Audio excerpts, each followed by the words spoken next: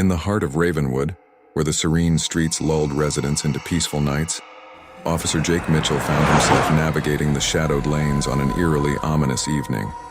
The biting cold of the moonless night pressed down on him as the gravel roads echoed the haunting crunch of his patrol car's tires.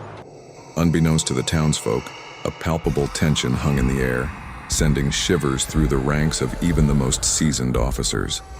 Cruising past the town's weathered cemetery, the radio suddenly stirred to life, emitting a distorted voice that reverberated through the stillness, sending an involuntary chill down Jake's spine.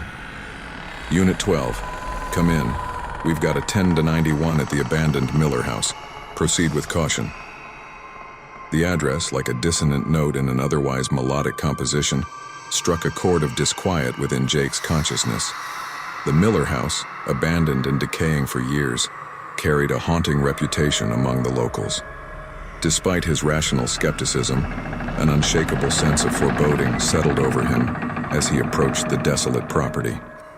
The Miller house, with its shattered windows and ivy-clad, weathered walls, stood like a spectral sentinel in the moonless night, a ghostly silhouette against the obsidian sky.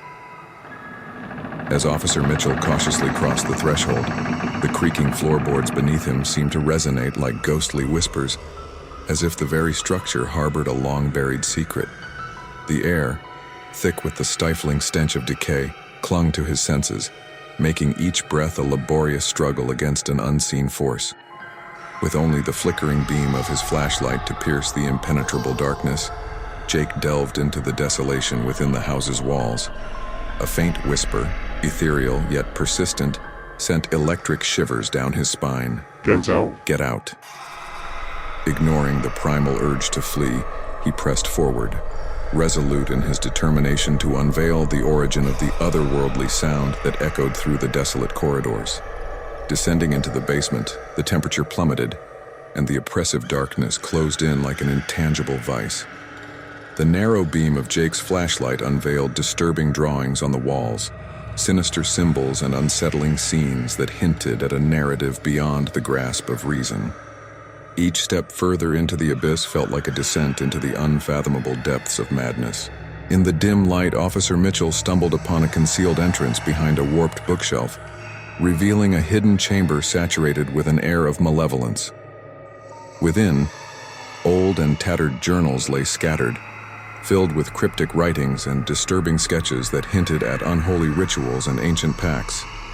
Suddenly, a noise echoed from the shadows, and Jake spun around to face a figure cloaked in an impenetrable darkness. The figure's eyes glowed with an unnatural luminescence, and a malevolent smile contorted its face.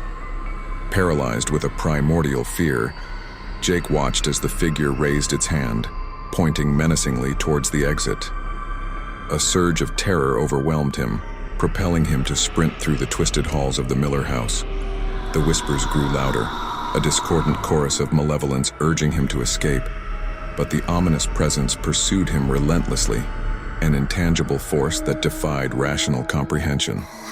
Bursting out into the frigid night, the once quiet town seemed to awaken with a haunting energy, as if the very fabric of Ravenwood pulsated with an otherworldly presence. Officer Mitchell, trembling and breathless, radioed for backup, grappling with the task of articulating the unimaginable horror he had borne witness to. The Miller house, now ominously silent, loomed in the background, concealing secrets that the townsfolk remained blissfully unaware of, their lives proceeding as usual, ignorant of the sinister events that transpired just beyond the shadows. To this day, Officer Jake Mitchell finds himself haunted by the indelible memory of that fateful night, the night he confronted something beyond the realm of the living, something that whispered malevolence in the shadows of Ravenwood, leaving an indelible scar on his soul and forever altering his perception of the world around him.